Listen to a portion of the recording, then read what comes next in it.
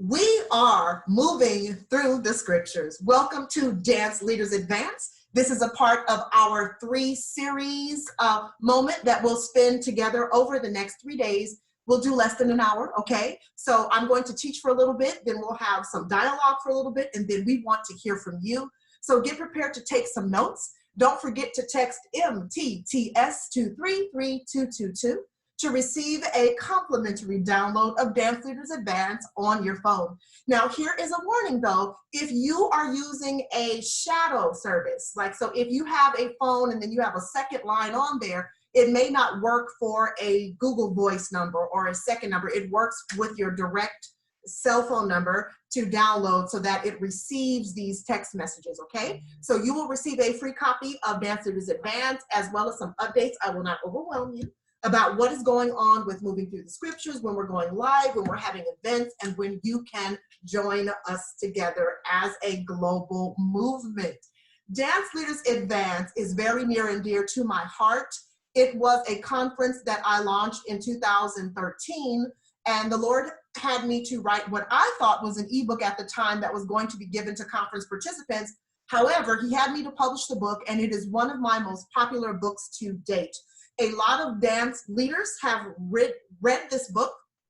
They have contacted me about this book, and it's provided a lot of answers that we do not necessarily get from the traditional dance leadership training. So we go through several models of dance leadership as we will cover over the next few days. Not every leader leads on the same level, and it's okay.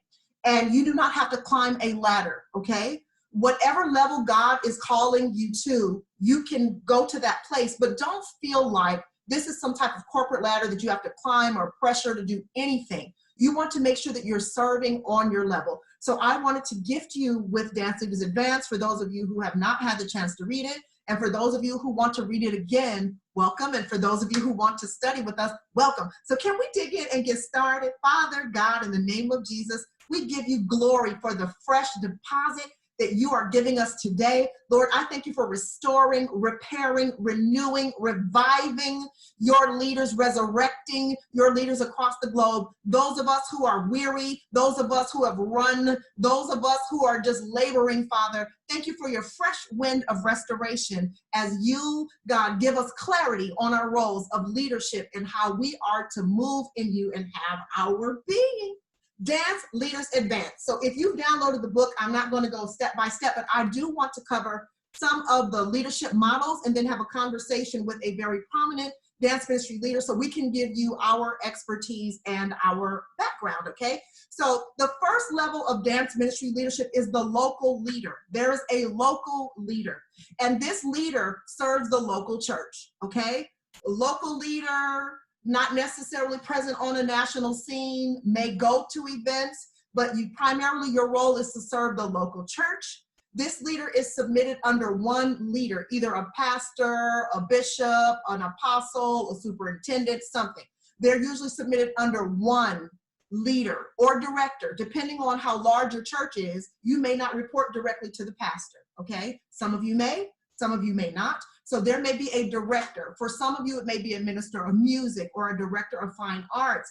I've actually served as a DFA at a church on payroll, and the dance ministry department was under me, and so I was their direct person that they reported to. So you may have your direct leader, or you may have a director level type of individual that you report to as a local leader, okay? A local leader deals with church politics. Now, for those of you who know me, I keep it all the way real. And I share the vast realm of experience, the good and the bad. So one of the things that you will have to deal with on the local level are church politics. Every church has politics. These can be good, these can be not so good, these can be limiting, these can be frustrating, but the local leader absolutely must deal with church politics. And we'll discuss that a little bit more, as we go. What are your church politics? Do you know? Who are the gatekeepers? Who's the person that you need to be good with and who's the person you need to avoid? I mean, these are the types of politics you deal with in the church. You have church traditions that may prevent you from exploring new creativity. You may have limitations with your budget.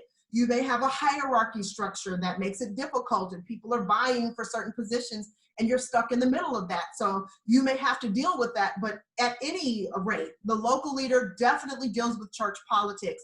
And here is sometimes there's often little experience required. So what I'm saying is, if you're a church ministry leader, this is not shame, okay? If you're a church ministry leader, sometimes they're looking for someone willing, not necessarily someone able. So there are times when someone less able and more willing will be put over a dance ministry, and then maybe some other people with some dance experience may or may not be on the team. But in essence, many churches, local churches, this is not all, have ministries that are maybe underdeveloped, or they don't have a lot of understanding because the leader that has been set in place could have been put there for various reasons. Maybe that church felt like it's time for us to have a dance ministry and the pastor's daughter is available. That's a politics thing, okay? Or, we want to find someone that we're going to put in place, or maybe you were the captain of your cheerleading squad and now all of a sudden, you're qualified to lead the dance ministry. I'm not shading cheerleading captains because I was one for 2 years. But what I'm saying is that it's not really a vetting of, let's look for a highly qualified individual to serve in this position. It's usually an available person to serve in that position. And that can be frustrating too, not only for the leader who doesn't know, and I have encountered lots of leaders who do not know. So not only for the leader who doesn't know, but for people who want to join and you're dealing with a leader who does not know. And these are some of the things that local leaders face. So as a biblical example of the local leader, Jephthah's daughter. And many people I've trained have never heard of Jephthah's daughter, but she's actually someone who danced in the Bible. If you are moving through the scriptures, you can give a whole workshop on this topic by now, okay?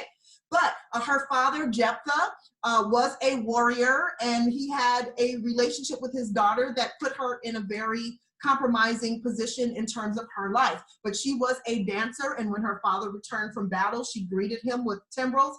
And unfortunately, because of the way she was submitted, she didn't live very long after that.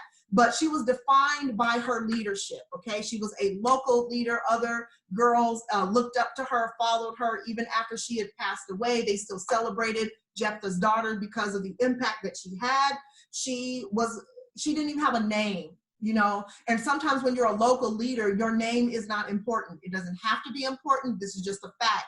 Your name is not necessarily important in the local context unless you start to get to like the national and international level. Then you define a name, but outside of that, you're probably defined by your church. So when people refer to you, you'll be such and such as church's dance leader, or the dance leader of such and such as church on the local level, all right? And also it was relationship based, okay? So she had a relationship with her father, and a lot of times in the local leadership structure, it is based on the relationship that you have to your leadership, to the structure. Not all the time, but this is the frequent thing that local leaders do face. So look up Jephthah's daughter and learn a little bit more about her. Now, here are some of the frustrations, okay? Here are some of the frustrations for the local leader. You deal with resistance from the generations. So sometimes you have people who are more seasoned, depending on where you are. They may know more than you. They may not know as much as you, but you're dealing with some form of resistance.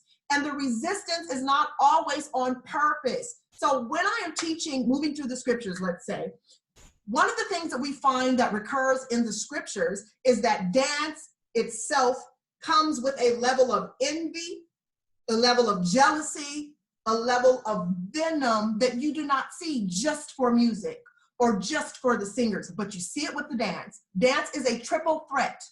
Dancers in the word, I love this, you guys, so I'm going to keep saying it, are singers, dancers, and the musician, all right? When you look at the worship arts ministry as a whole, biblically, the singers, the dancers, and the musicians were together. They're not separate departments. So some of this infighting you see is a bit of sibling rivalry. So there are times that you'll get resistance from the music ministry. You'll get resistance from the praise ministry. You'll get resistance from the pew ministry. You'll get resistance. I hear you. I see you. You'll get resistance from the leadership. There's just a resistance. This is built in. So I am sorry to tell you that an occupational hazard of being called to the ministry of movement is resistance. You will be resisted. But if you know that in advance, you can prepare your heart. One of the things that I ask for the Lord to do for me is I'm an empath. I'm empathetic. I am discerning. I am sensitive. I feel people. If you cry, I'll cry. If you laugh, I laugh. If you mourn, I mourn. I have an innate ability to feel people. I was getting so wounded by some of the backlash that I was getting as a creative that I had to go to the Lord. And I said, Lord, please give me a thick skin, but a soft heart, because my heart was becoming hard from the wounds that I was receiving from the church, okay? It's not understanding that this resistance was a part of the job description. I did not know. So I was taking it personally. So I had to ask God to put a shield where it wouldn't affect me. It couldn't get to my heart if it couldn't get past my skin, okay? So that gave me the ability to continue to love people and to see them for their own struggles and what they were dealing with, as opposed to me thinking I'm being personally attacked. I didn't understand. Nobody trained me in advance to know that when you are a mover and you are shaking things up and you are shifting atmospheres and changing things, that resistance is part of the leadership package, you all. It's a part of the leadership package. So I am not telling you to love it. I'm telling you to accept it and to shield yourself from it. Don't become hard. Don't become bitter. Don't become angry. Set up a defense. Just like we are wearing face masks now, set up that defense, okay? So that it has less likelihood to get inside your system, all right? One of the other frustrations with local dance ministry leaders is a lack of influence with leadership. So basically, you ain't got no opinion, boo. You can't really make big decisions. Often you take direction, but you can't give directions, all right? With the local church leader. I have been all of them. I have been a local leader. I've been a community leader. I've been national and international. On the church level, listen, I had to submit to the vision of the house. Let me say this while we're here. Sometimes you are super duper creative and you have this ability to do more than you are doing now. I'm telling you not to get frustrated with that until the Lord releases you to do more if you're on this level. I have always had the ability to choreograph prophetically, the ability to shake, shift, and impact atmospheres, but I was also serving at churches in my past that was not the structure. So I was out of order. I know that this is hard for those of you to hear who feel gifted, talented, and anointed, but what I was bringing to my church was not necessarily the vision of the church. So I had to come in line with what does the church need? And then I was able to exercise some more visionary things as I became a community leader, a national leader, and an international leader. Some of you have visions for the future, okay? But you're trying to implement them now. And sometimes you have to go through a probationary period if you're on a local leadership level and deal with it. So often you do need to submit, come under the vision, right? You need to submit to that and say, what would you like to see? How can we serve you, right? Everyone cannot eat everything, and you want to line up with the vision, the word, the practices of your church, and it is really a humbling position to be in when you don't just get to run off and do whatever you want to do. Ask me how I know, and I don't want you to be upset about it. I want you to understand that sometimes the Lord is going to give you something for where you are going. But don't stay too long when he does tell you to move forward, all right? Sometimes your creativity is stifled where you want to do things, there's no budget to do it. They're not moving the pew, you don't have the space to do it. Some of you are in congregations where you cannot touch that sacred desk, you cannot move the sacred plants, you can't do nothing. All right. So your ability to move is literally limited. I've gone places where I've had 2x2 feet to dance and have to make that sucker work. Do you hear what I'm saying? So sometimes you do not have the ability to do your grand visions. You're going to be stifled. So you have to learn how to work with little, be faithful over a few things, and behold, he will make you ruler over much. I came to encourage somebody today. For those of you who feel like, man, okay, I came to encourage you. So write down the vision and make it plain, but sometimes you're going to have to serve where you are, all right? And as a local leader, there are times when you will and have had to, if you are creative, to sacrifice your personal vision. This can be frustrating, so I'm telling you the truth about it so that I can confirm and affirm where you are right now, that you have personal visions, but there are some seasons where your personal vision is for an appointed time and you have to wait. Thank God I've been able to go through these, but sometimes I had to just wait. And before I did my very first conference in 2003, Do you know that God gave me that conference in 2000? So in the year 2000, right? This was 20 years ago. I literally wrote down RAIN, R-A-I-N. That was the name of my first dance ministry conference. I wrote down the classes, the whole program, and I had to wait for 3 years. Do you hear me? I was a local church dance leader, so I prayed over that vision, and I prayed for God to send the teachers. And in 2003, my church gave me permission to host my first worship and dance conference, and it was a packed house, packed from the front to the back. Next year, packed from the front to the back. Sometimes you have to wait until your leadership, your influence, your relevance, your revelation grows for you to launch out. But some of you are like, I got a vision and I want it now. I got a vision and I want it now. I thank God that my local church supported me and allowed me to come onto the scene as a teacher of the worship arts, and it only skyrocketed from there. But I had 3 years to stew on that thing before the Lord released me to do it, and then it took off, all right? So I want you to be encouraged. If you do have to make some sacrifices that, seem to be a little frustrating right now, that your appointed time will come, all right? Write the vision down, make it plain. Community leaders. So we have the local leadership structure and now the community leadership structure. So a community leader, this is different, right? Serves people of various churches, cities, denominations, and cultures. So now you've shifted from we all hear the same thing, we all believe the same thing, we all say the same thing, to many members in one body, many churches, different cities. I've done this. Even in Las Vegas as a community leader, people came from different cities. So I was in Vegas, my church was in Las Vegas, so I was leading my church dance ministry and I was leading the community at that time, all right? So I'm serving different cities: Vegas, North Las Vegas, Henderson, okay, Summerlin. People are coming from different areas together, different churches together, different denominations, which can be a challenge together when you have different ways that you believe and the doctrine that goes along with that, and different cultures. So we didn't just have all Black folks in our ministry, okay? So as a community leader, you're going to have to lead on a different level than the local leader does. And this does require a little bit of shift in your way of thinking, in your flexibility, in your submission to their church leadership structure as well, because this can be a conflict if you're not a mature enough individual when you sit in this community leadership seat, all right? As a community leader, you must set basic standards for everyone. So we know that we come from different churches. We know that we might come from different cultures and denominations. So what are our standards? I didn't say rules.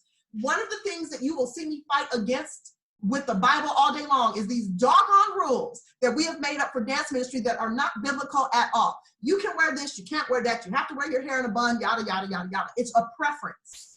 So you can set a standard. It is a preference. It is not necessarily a requirement.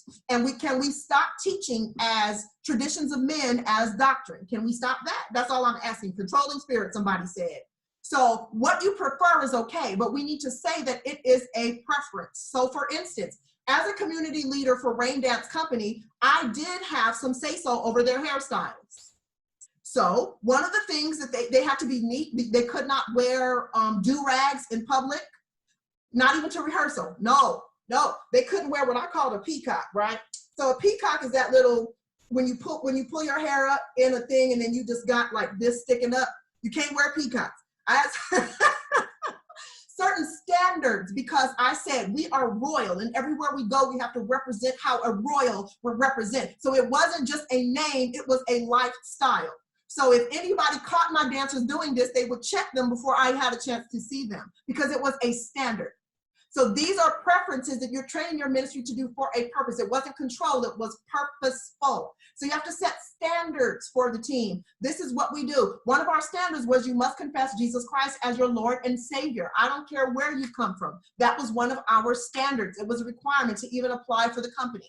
So what are your standards going to be for your group? And I will say this as a community leader. I've had to govern differently based on the community I was leading. So the same thing is not going to work everywhere. If you want to expand your ministry and you want to grow your leadership and your influence, you cannot think myopically. You cannot think that the same jacket and the same garment fits everyone. So you have to learn how to lead those people that God has sent you to. When we talk about David, David was a dancer. He didn't just lead one kingdom, he was reigning over two. And you have to know how to lead different groups of people. I won't go too much into detail into that, but that's a word, all right? The community leader cooperates with layered leadership. One day I will teach this to you as a separate workshop, okay? But I've always operated as a community leader, national leader, international leader on the layered leadership model. I, as a local leader, would order all the garments, take all the music, make sure I contacted all the dancers, did all of that stuff. When I got to the community leadership level, I said, we're doing the layered leadership model. So what I'm saying is, I can no longer, if I'm going to be effective, Moses' leadership style transitioned from one level to the next. So when his primary job was to deliver the children of Israel from bondage, everybody reported to him. He was handling all the issues. When that shifted, right, and after they had passed over that, his father-in-law Jethro said, you keep doing this and you're gonna die. So you need to pick 70 other qualified people, put your spirit on them, and have them lead. I call it the layered leadership model, all right? So as an artistic director on a community level, I had a second in command, and everyone in my culture, we'll talk about this with Genevieve in a second, has a second in command. There are no holes. I didn't have to do everything. So literally, we had someone do the garments, the keeper of the wardrobe. If you read Training to Reign, that's a great book for you to get off of Amazon as well. But if you read Training to Reign, right? Everybody, there's a keeper of the wardrobe. We had someone over finances. We had someone specifically over prayer. I had an assistant artistic director. I had choreography coaches. I had membership training. Everybody in the company had a responsibility, and they had a second in command. No one could dominate their field where if you go on vacation or if you leave, there's a hole in your leadership. I'll teach that on a different day. All right? But you have to cooperate with your layered leadership, working together. There are layers of leadership if you want to grow on a ministry level. As a community leader, you do need some experience. So before I launched Rain Dance Company, God had me in the season. Rain Dance Company was given to me in the spirit 4 years before I opened the doors. I am telling you this for a reason, for those of you who feel like it's hard to wait, right? So 4 years, I called that company out by name on the floor. I would lay under a blanket that was rainbow colored, and I would start to call out favor with pastors, apostles, evangelists, prophets, teachers, ministry leaders, politicians. I would literally praying in the dancers. Lord, send the dancers from the north, south, east, and west.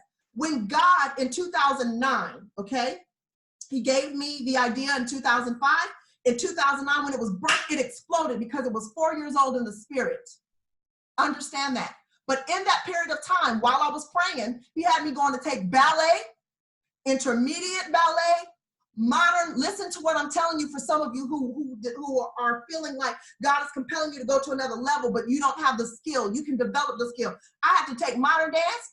I paid to go take African dance classes. Understand what I'm saying? I would pay $15 a class for some of my adult dance classes, and sometimes I would just enroll for a semester. So I found myself in dance class several days a week, hurting my adult body so that I was respected. God showed me that he was going to take me to another level on the national and international level, and that I would not be respected if I did not have the language of dance to be able to stand on those platforms with other seasoned leaders. That is a word for somebody.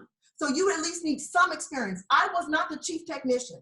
We had someone in our company who literally taught across the floor, first, second, third, fourth, fifth. We did our floor exercises. We did our across the floor exercises. So even though I was an amazing choreographer, I was not an amazing technician. So I had to staff that weakness. I was able then to do it afterwards, but I needed some experience. People are not going to yield, submit, and respect you on the level that you may want if you do not have the basic skill set that it takes to ascend and to go to other levels of leadership. So stop giving yourself an out.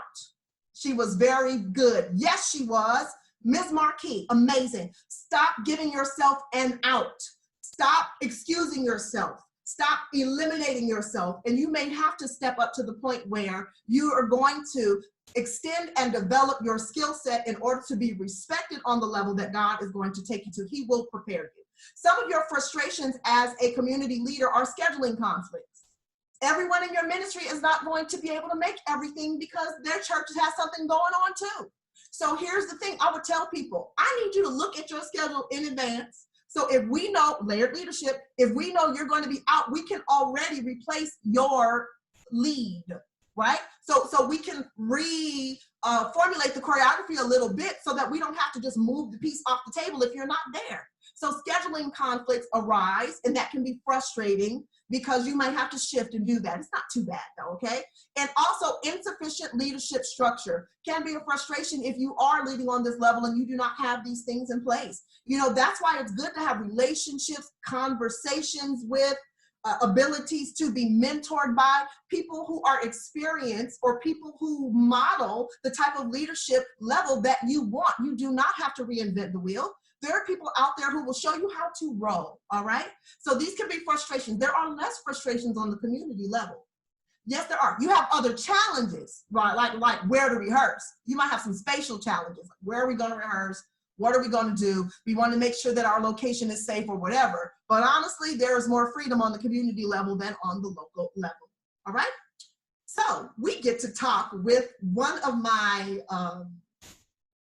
I don't want to say it out loud, but I love her. I'll just put it that way. And we have a wonderful relationship, and we have been working together for many years now. Not only is she a dynamic woman of movement and leadership and ministry and get-it-done-ness. Yes, I made that word up. She's an amazing businesswoman, and I've had the opportunity to work with her and to help her grow even on her mainstream models. So let me stop sharing this for a moment.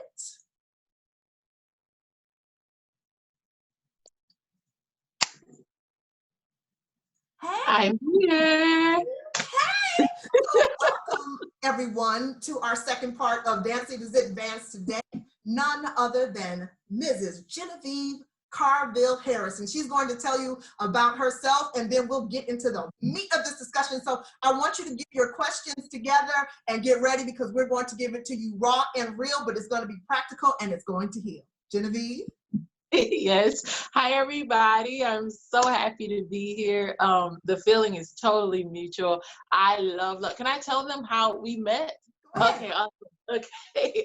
So let me introduce myself, and then I'll tell you how we met and what that has to do with, because what she just taught you all was amazing, and I wish somebody would have taught me that when I was getting started. I wish. Oh my gosh. So I am the artistic director of a dance ministry, which is operating on a community level, what you just learned. And that's Declare and Decree Community Arts Ministry. You can see that. It's very original, Community Arts Ministry in the name. And so I started that ministry when I was 15 years old. And so that ministry is 17 years old this year. So for people who often say, oh my goodness, I don't know if I'm too young, or I don't know if I'm called to this. I was 15 when God called me to start Declare and Decree. And so we started out in the church because my father's my pastor. And so she spoke about that too, relationship and church dynamics. And so what I realized was that there were people when we would go out to travel, some of you only minister in your churches, right? And so I know that some of you would not necessarily understand this dynamic of things, but if my dad was going to preach, or if he was going out in the community for something, we would follow and minister before he preached. Some of you can relate to that. And so what would happen is that people would want to join the ministry, but because of church politics, denomination politics, you can't just decide that you're going to join Mississippi Mass and you live in Florida. No. Like you can't just join the choir. Like you, come on. So I realized that there was a stumbling block, but there was a call and there was a need for people that weren't in my church to become a part of a dance ministry and be learning how to use their gifts. And so when I started Declare and Decree and made it the community, I started to open it outside of my church. So the church kept the church dance ministry name, because as she said, if you are a church dance team, you are going to be known by the church's name, right? So we would have to have the ministry name associated with the church. So you may be like so and so angels or so and so dancers, right? But when Declare started, I remember it very vividly. I was actually in college and the Lord spoke to me while I was in class, and I wrote the name down. And I'm speaking this to the leaders that are trying to figure out how to come up with a name. You need to let God name your ministry. He is going to speak and tell you what to do. You don't need to try to do that for yourself. What is God calling your ministry? And that's what others should call it as well. Not what you think it is, but what has God called you to do? And God had called us to declare and to decree his word. And so that's the attitude that we take with every dance, that we are coming to make a declaration. And the dancers that dance with us understand that I am a declaration. I'm a declaration of healing. I'm a declaration of restoration. I'm a declaration of what grace looks like. And they embody that because that is what God called us to do. You see, I didn't just come figure out a name. I didn't look at anybody else's ministry to try to figure out what are they calling their ministry and let me base my ministry off of that. I didn't do that. I said, God, what is the assignment that you have for this ministry? And that is what we are going to speak over it every time we call it. And so that's Declare and Decree. And so we have about 75 members in the community. Our youngest dancer was 3 when she started. She's 4 now. And the oldest dancer that we have in the ministry turned 61 so far this year. So that's the wide range. They come from all different denominations. And really what we do, just so that you know, because she spoke so well to this, what we do is we make sure that everybody understands that the heart is for God to be glorified and for unsaved people to see our display of Christ and accept him into their lives. That's the only thing that we're doing this for. So nobody cares about what their doctrine is. If you are serving the Lord with the fullness that you're serving the Lord with, and if you are understanding that there are still people in 2020 who are not saved yet, and we are agents of change to make sure that what we project to them is their invitation to Christ. If you get that, you can minister with us. There's no you have to come from a certain background, and you have to come. We have different languages representing different backgrounds. Some people's socioeconomic statuses are different. We have professionals. So when she was talking about scheduling and she was talking about people, they always ask me, how are you doing this with school schedules, with work schedules? How are you able? Because God is in the midst and he makes things work. And if you have your leadership in place, you don't have to worry about those things falling through the cracks. Yes. But I was always looking for people to look up to, because I was young when I started and I didn't really get received well. Like, people were kind of trying to protect what they had, and so they weren't really sharing things with me. And so I actually went to a dance conference and met this beautiful woman. And I think she was even talking about business, like trying to help people with their debt. And that's what drew me to the class, because I knew that I did business. I knew that. And I said, oh my God, somebody's bringing, the ministry of movement to the marketplace. I got to see her. And the Lord blessed us to meet at this point 8 years ago. And she's been in my life ever since. And so I just thank God for you. And that's me. And I'm in Miami, by the way, for those that didn't know. Miami. Yeah, she's in the MIA, and so when I started, I was on the West Coast, and she was in Miami. Now I'm in the South in Texas. Locate you. Let me encourage some of you. Eugene had a point too about your name opened up the avenue for men to join, because some people, they confine their ministries based on what you name a thing. When you will always hear me say that you get the prophetic totality of what you name a thing. Yeah. There were times when God had to change names because it did not fit the full purpose of calling that individual to. That's why be careful what you name things and what you allow yourself to be called. I'm not going to get into too many details on that, but where you are planted matters. So I want some of you who feel frustrated with, well, things aren't growing as well here. Well, when I was in Vegas, it was a dry land, like literally. Yeah. So for me to have 40 dancers deep in Vegas, the city known for sin, and we were not only representing with the power and the presence of the Lord in Sin City, but taking the name across the world and saying we're from Vegas and there are people who love the Lord there. You know, sometimes you do have caps. Mega church in Vegas is different than a mega church in Texas.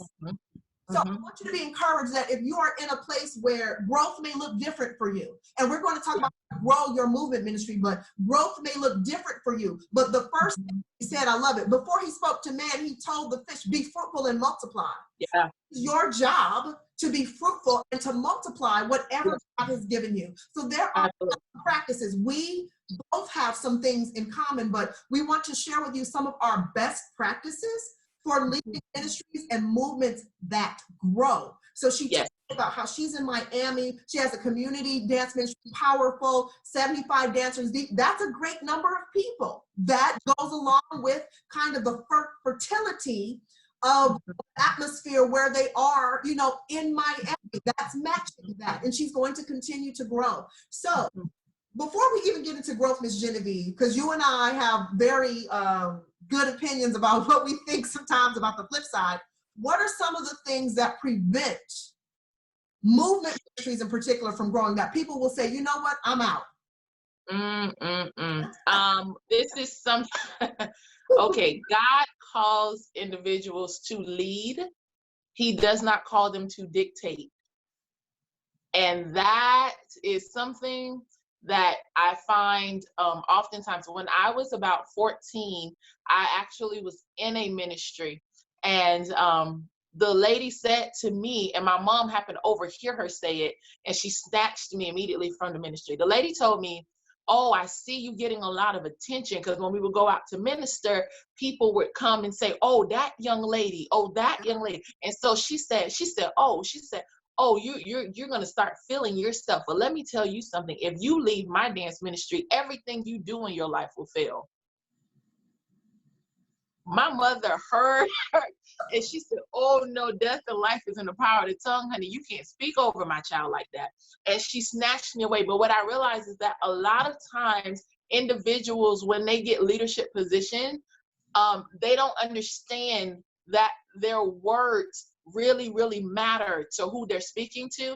And you may think that you're just being a tough leader and this is tough love. But when God calls you to be a leader, he's calling you to cultivate.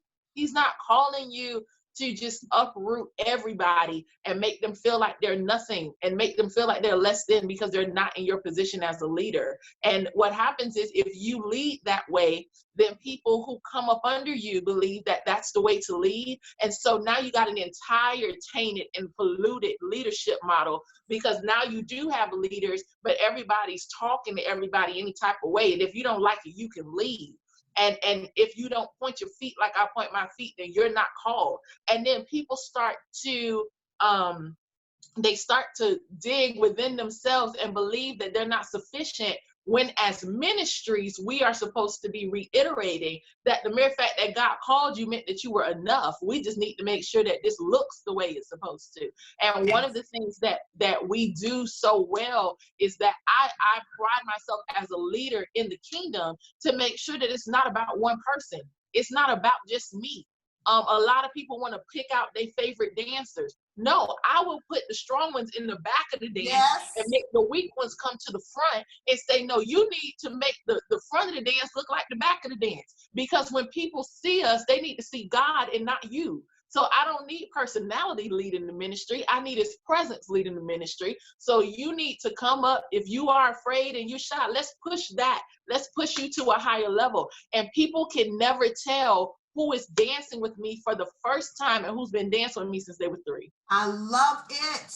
I love it. And that is why even when I went through, as Rain Dance was going through years, like we were together for years, when I got pregnant and I had to go on maternity leave, that company operated as though I was, not only did they operate as though I was there, we had 5 choreographers by the time I retired RDC, because I would train them one by one. You do what I do. I came back, they had brand new pieces ready to go. I was able to sit down. Like, so when I came back with the baby, I would just watch them dance. I was like, well, yeah.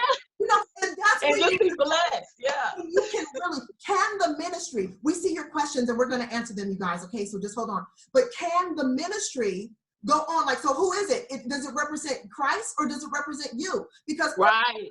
based ministries will die with the person. Yes. And I don't mean literally when you die. I mean when you depart. If it's based on a personality, then it's gone because it was that person. They were attracted to that person. That happens, you know. But if the person who is the draw understands you, if I be lifted up, I will draw all men. Right. But we know that they pointed into the Father. The word talks about, you know, men will see your good works and glorify the Father, which is in heaven. Okay. Yeah. What do they see? Do they see God? Or do they see your ministry? I did not like when we would go places, they would go, dance, RDC. You never, or when you go to concerts, and it might not be you, but let's say Shonda is dancing. Shonda, you better. And you have this whole, you know, culture of people screaming out people's names as we're at a cheerleading competition. Right. Right. We're at somewhere. That's not the focus. You have to train your people that this is about God. So if you scream out God, that's great. But if you're screaming out for me, then we start to get into idolatry, right? Absolutely. There were various things that we would utilize. One of the things I want to talk about too, prophetically, as we're in this, we're in a time now where learning models must change. Yes. We were forced to be able to learn from wherever you are. Yep. Now children are not able to go to physical places. They have to learn virtually. I'm saying this for a reason. The movement ministry has some schools. I hate to say it, but there is an old school in worship arts now. There's an old school. There's a new school. There's the school that God is developing, right? So we're talking about the transition between schools of thought. Some of the ways we used to do things, you all in the dance ministry, don't work. They stopped working. The reason why we're not able to draw and recruit, and a lot of dance conferences have ceased operations and budgets are not there, unfortunately, you guys, is because we have to experience an Ichabod time where we did not seek the Lord. We our neighbors, we looked to other people, and we did not get a download in terms of how do I take what you've given me and how do I grow that? Sometimes you do learn when you study up under somebody, as we see have done, and Samuel learned under Eli, and we've seen Ruth and Naomi, and we've seen their relationships, right? But how now do we emerge as we are growing into a new school of thought? Technology, like you guys know, I love technology. So why is there, and I want to talk with you about this, Genevieve, before we take some questions. How do we recruit a new generation of dancers? Because there is a roadblock called the old school. I hate to say it. Old school is not the mothers of the church, and the old school is no longer the pastors of the church. The old school is the leadership, the dance leadership structure now. Yeah. Love y'all, but I hate to say it. Where now we have these expectations and these ideologies in place that are not working. So now we're all fishing in a pool of people who are the same. How do we get beyond this pool and get to the ocean and start to bring new people into the movement ministry who are standing out there like, we don't fit into this pond? Please help us. I'm sorry, y'all. It's so much. It's so good. You know how I've been able to stay relevant, because that's what you're speaking to. That's it. You're speaking to relevance. The way that I've been able to stay relevant, because the word of God doesn't change, you know. What God speaks is what he says. He may say it in a new way, but it's still going to come back to something that he said. He's not a man that he should lie. He's not the son of man that he should repent. When we know the word of God, then we can see the actions of God and understand and recognize the flow of God, right? And so the way that we stay relevant is that we focus on the person and not the performer. And I need to talk about that, because we understand, and I teach the dance ministry, I said, we are not performers. That's when you start to hear the, yay, Genevieve, way to go, Genevieve, way to go, as opposed to hearing the glory to God. Give him glory. Lord, you're worthy. That's what we want to hear. That's how we know that we're doing things correctly, because we've turned everybody's attention to God. When you have an idea that people are supposed to perform for you and make your choreography look great, or make or make you look good, you have failed the person.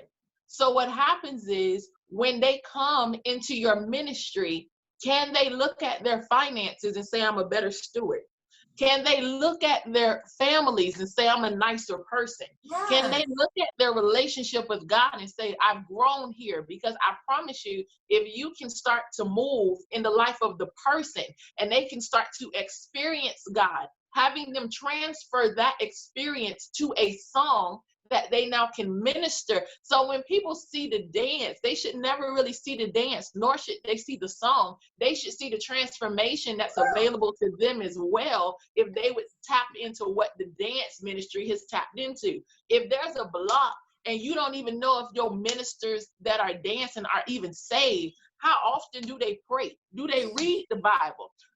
Do you pay tithes? Do you work? If you don't have a job, do you not know your purpose? Can we do some Bible studies on how to discover who you are? Do you have identity issues? And so that's why you keep confusing the dance moves, because it represents your life. And so you are looking at my choreography crazy because that's how you feel in life. You don't have a clear mind about how you're doing your regular stuff, and now you trying to get choreography. We don't even have long rehearsals. I got 75 dancers, and we have rehearsals for an hour and a half, whether we are doing production time or whether we are doing something and it's church anniversary somewhere. We have a production every year. That theater is 931 seats, is packed out every single year. The reason why we do that is because we have tapped into our community. What we found was that the church wasn't talking to the people. It wasn't talking to their actual problems and issues. So as opposed to just doing a regular concert where everybody just comes together and dances to their favorite songs that they just saw somebody else do at a night of worship, what we do is that we speak to the things that the church isn't speaking about. Like, we're preparing this year, just to give y'all an idea, we're preparing this year to talk about, like, if the Lord allows us to, and all this, right? We still have to plan to see what the Lord does, because we have it at the end of the year. It's September every year, last Saturday in September. So, but we are dealing with dream killers. So we're talking about when people have told you something and word curses are pronounced over you as a child, and you figure out in your adult life that you're still trying to please somebody that may not even be in your life anymore, just because you want to prove them wrong. That's what we're talking about. We're talking about when your socioeconomic status feels like the killer of your dream, because you want to dream, but you feel like you're not worth much. Like, that's what we're dealing with. So people draw to us as a ministry because they're saying, honey, I've had people say to me, oh, I came this year because you're talking about my topic this year. I invited my friends because you're talking about my, they get in busted and come. That's how you stay relevant. And that's how some people are like, well, what happens when the people go away and they go away to college? If you have a ministry and you realize that your kids are getting older and you have done nothing for the younger kids in the church to raise them up to take their place, you have failed. We keep it real, y'all. As I said, we keep it 100. Before we take your question, I feel like I need to bring Genevieve back another day. I'm gonna talk to her and see what's going on her schedule, because we have 3 days together, and I'm starting to think. You know, I'm looking at the time like, I don't want to stop. Like, are you serious? This was so amazing. So I'm coming to your questions, but I want to give a participation award to someone. I see somebody out there in this chat, and I'm telling you, she is asking all kinds of questions.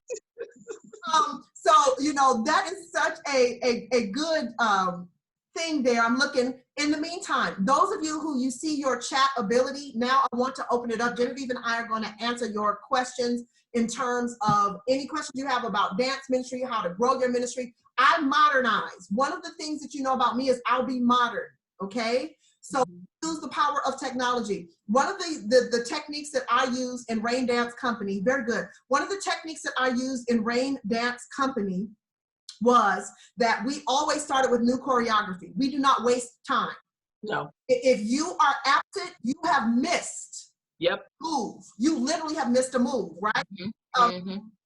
I'm looking for, you have missed a move of God because there was something. Maxine Williams, you have won I'm going to send you 2 books because you asked so many questions. See, sometimes, I love an active. I'm going to send you a copy of Moving Through the Scriptures and 7 Steps to a Divine Dance Company. So on Facebook, if you find Rekesha Pittman, Rekesha Pittman, inbox me your address. I will put this in the mail tomorrow. Moving Through the Scriptures is my new book.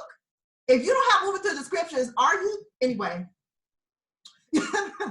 I can give testimonies on that. And 7 Steps to a Divine Dance Company, because I want a lot of your questions to be answered with the Word of God, because number one, that is my source. But one of the things we did was we would video privately our choreography. We did too. We do too. And your homework was that if you missed the rehearsal, you have to come back knowing the choreography. Yep. Your responsibility was to get with the choreography coach on your own time. Yep. The reason why we had a choreography coach was because we wanted the movement to be crisp and to look good. Because sometimes when you have too many teachers, it translates differently from the thought of the choreographer. Then it starts to mutate. It's like playing the telephone game. This was my technique. I'm not saying you have to do this. So I had a choreography coach, and she had an assistant, and she was so precise that their movement would look good because they learned from an excellent executor of the movement. Learn from somebody who don't know left from right. So we're not permitted in our company to teach choreography. They had to go to the choreography coach or to go to the video recording and to make sure that they came back knowing that choreography. So we instilled a sense of personal responsibility. Yes. Every member of the company, so that they felt like, oh my gosh, number one, I'm crying because I missed rehearsal, because rehearsal wasn't rehearsal, it was worship. Yep. Rehearsals weren't rehearsals. They were worship. So we would have a break of the Spirit of the Lord and be on the floor in rehearsals. If you've never experienced anything like that, I dare you. I'm telling you. That's 5, 6, 7, 8, and go, Lord, what do you want to do? I mean, it is amazing things, okay? So we're coming to your question. C. Williamson says, how do we maintain balance between word study and movement? You don't move without the word. That's it. You start out with it. You don't move. That's the problem now. And I'll show it in the scriptures. But David wanted to make a move and didn't consult the Lord, and Uzzah died. Okay? You don't move without him. So word comes first, and my choreography came out of the Word of God. So the more I had, the more revelation I had. I'm gonna say this, go on, because there's so many questions, right? I don't have to copy nobody. God gave me original concepts because I spent time with him. And when you're with him, he'll give you stuff that is innovative and seen. But when you don't, you're going to go to YouTube and you're going to look for them. You're going to go to a concert and you're going to try to rip them off. That, Jesus gave it us all freely, so it's mine to take. Okay? Someone said, I'm from a small town that is closed-minded to the dance ministry. How can I do my ministry to make the people in my area realize that we are moved by God and we are relevant? I had a bunch of people. Let me tell you, I know what this feels like. Understand that it's not your job to do that. Your job is to continue to be who you are, and people will start to see how God is moving in you. I remember I would go to some churches and they would say, oh no, pastor not even gonna let her dance. We don't let dancers in this church. Oh, no. And God would move on the hearts because, and what it would manifest as is, well, since you're here and you're already dressed, pastor don't like dancers, but we're going to let you minister. And then I would minister, and then the pastor would get up and say, I never liked dance before, but something different just happened in this atmosphere. You have to let God do it. Let God do it.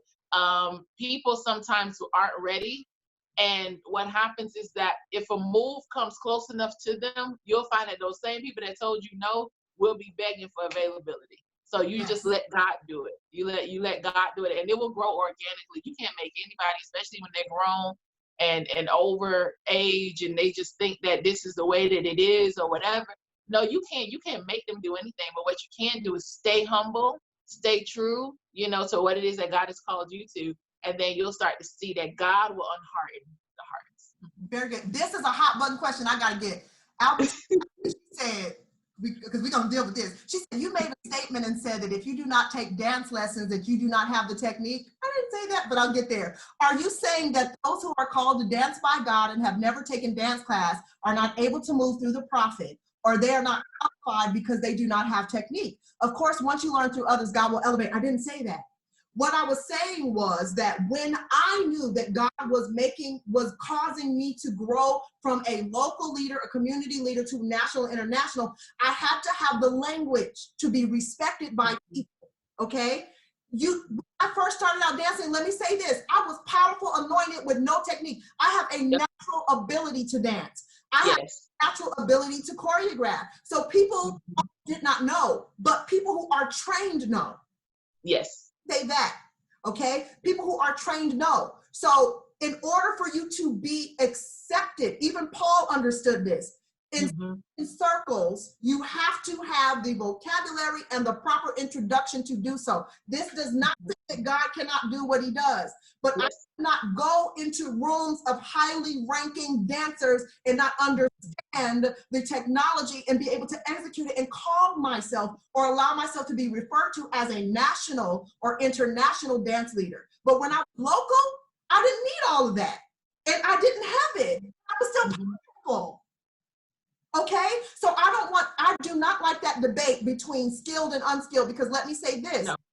When I teach the word, it wasn't about, your dance ministries are not in the Bible. I'm controversial because I have the sword, okay? A dance ministry, it was a community. It was a culture. It was the language of a society. It was not a church function, you guys. Yeah. Yes, dancers are part of the worship, just as musicians, singers, and dancers. And if you're in my class, dancing is listed with the instruments. That is how vital it is. This is why we need the word of God, because it gives you options and not limitations. However, when you go for men, if I want to infiltrate a culture, I have to go with the language of that culture to be able to impact and to infiltrate that culture. So there's a level of skill that is going to be required for me to go and influence and to change and to shape a culture that I would not have that respect or access if I don't have the language. So not only do I need the physical and the spiritual language, I need the physical language. What I'm telling you is that God will prepare you for the next move. Telling you that as he is saying, you might be here right now, but I want you to go and I want you to infiltrate like Esther, because I want to take you from being a cultural Jewish girl to somebody who is impacting a nation. I have to train you. I have to show you how to go before kings. I have to show you how to be a partner with the king so that you are able then to do an impact change on that level. So that's why I want you to be encouraged. Don't you ever let anybody disqualify you saying, no experience. So what? Did God call you? If God will qualify you, but some of you are going to have to study for where God will take you to go. You're not going to be a lawyer without studying. Do you see what I'm saying? It doesn't mean that you're not a good debater to begin with. Right. So it's the same thing in the arts ministries. Listen, you can be amazing on your level and fine. But when he's taking you somewhere else, you got to study for the examination. Yeah. Yeah. It will be free. I am not an elitist at dance at all. At all, you guys. And I'll say it over and over again. Dance ministry was never meant to be a spectator sport. There is a leadership structure of dance. So as Miriam led the dance and as David led the dance, it was the whole society could follow after them. You need leadership. So your dance ministry serves as a leadership model, not an exclusive club. It serves as a model for people to follow and join in the worship celebration. That is the role of the dancer. That is the role. So you stand up front, you're a leader. That's my quote. And so that's what I'm sticking to. So you guys, please, can we be free? It is not, gosh, oh my gosh, I'm so tired of us excluding people, saying you're not skilled and you're not trained. No, we're supposed to lead them as they living and rejoicing and dancing. They're supposed to be compelled to join the worship experience, not repelled.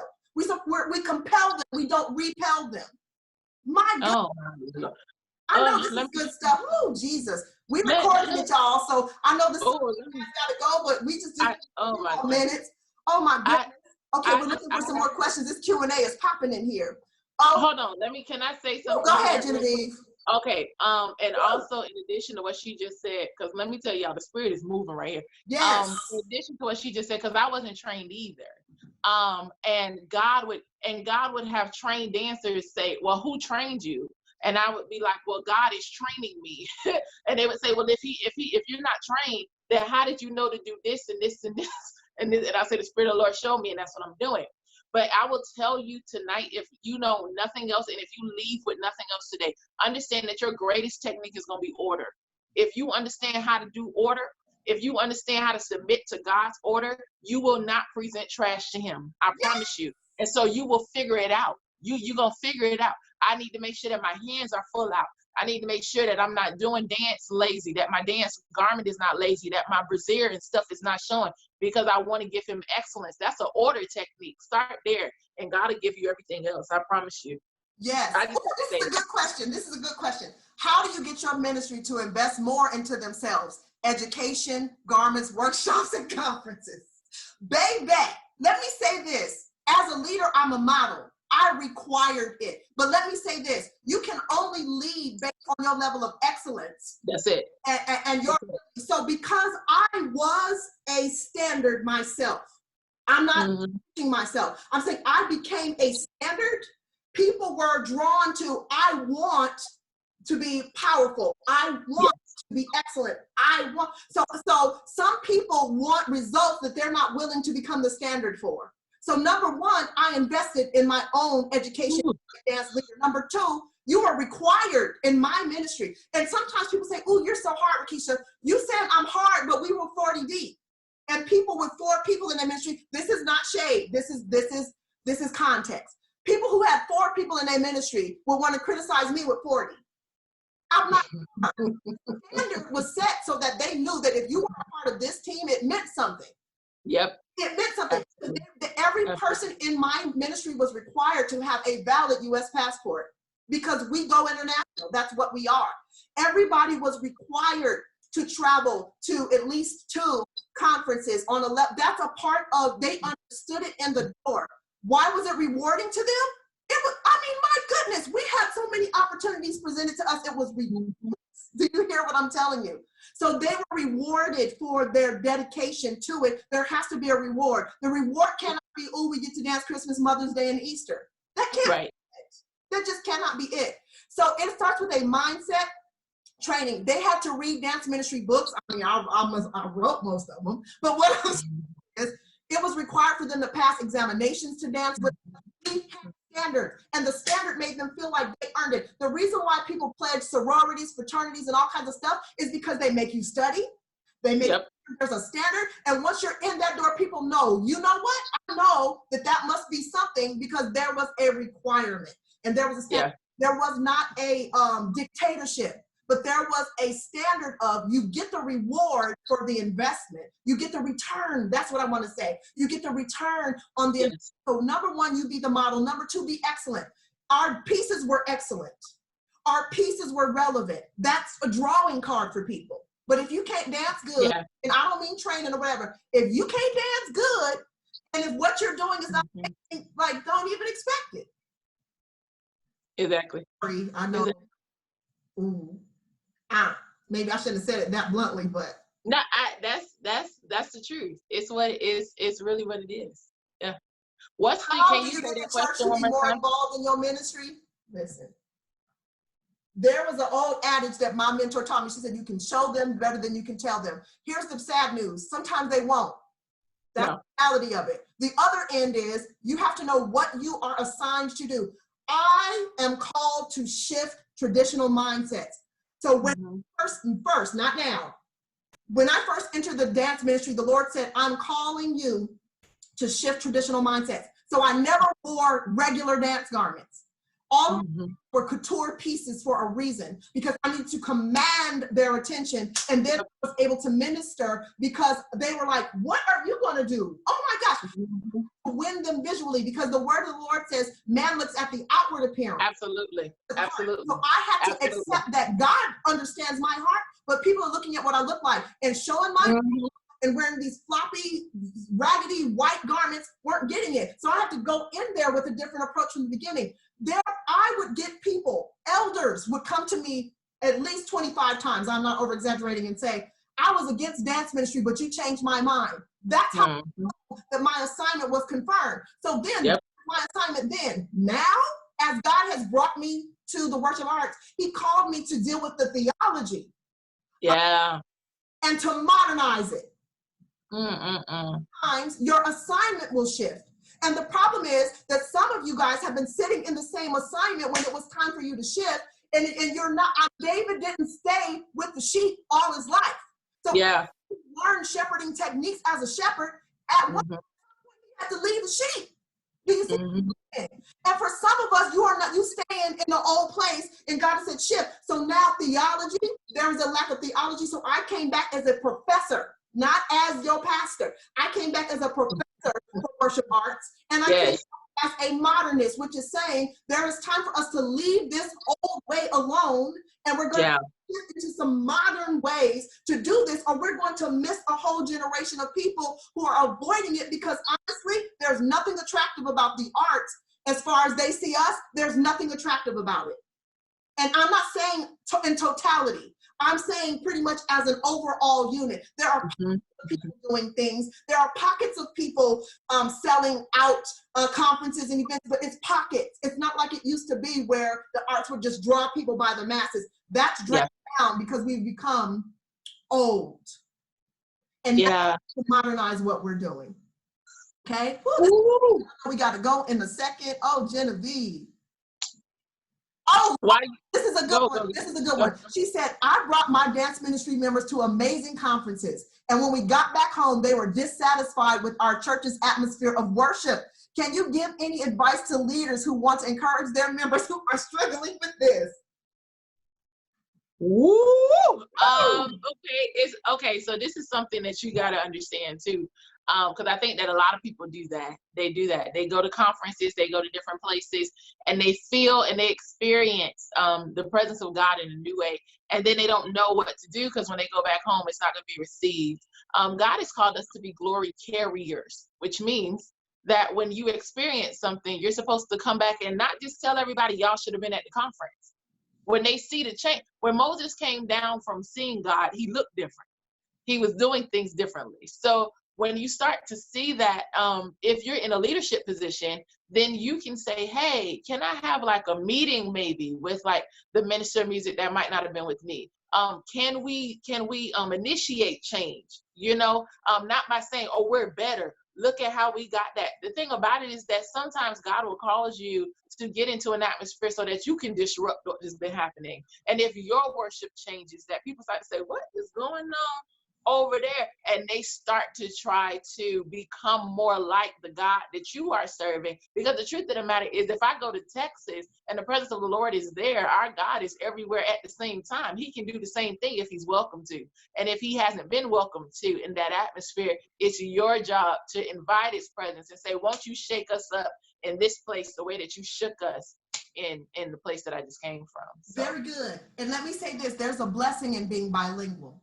So what I mean is that when I have more than one language, I can talk to this group and I can talk to that group. Sometimes it's an expansion, but it's not necessarily for you to be frustrated by it. You just learned a new language and it's taking you to a different place. But the humility, like I talked about earlier, comes in when you can when you can say, I understand that I have this. Yeah. But in order for me to communicate with you, that happened to me in Haiti. There was no reading of my books. I couldn't leave my books there. They couldn't read them. So it took a humility for me to say, let me break down my language. When I go to talk to children, I don't disrespect them because they don't have the vocabulary that I do.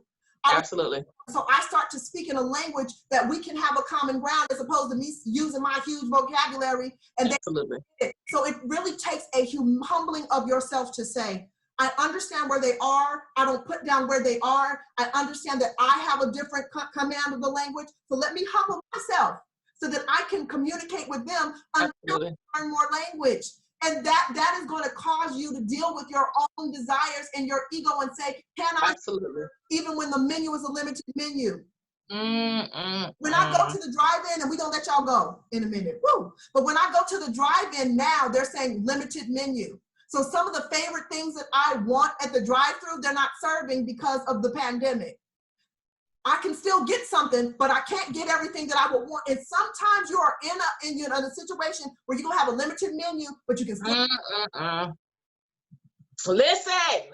Okay, y'all, we're gonna have to take some of these questions over to and you guys post your questions in the Facebook group over there, and Genevieve and I can answer them because I have to teach MTTS tonight. Woo, this is so good, you guys. This right here, I know both of us are on fire. Yes.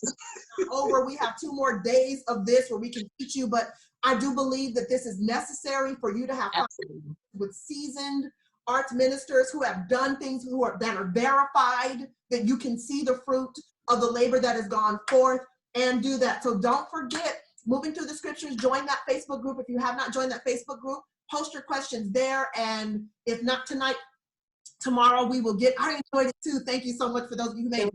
So tomorrow, same time, same place, we're going to meet here and we're going to cover national dance leadership. Woo! And it's going to be good. And I'll have more giveaways and things like that. Raymond and Eugene, and I don't mean to be like this, but there are men who showed up.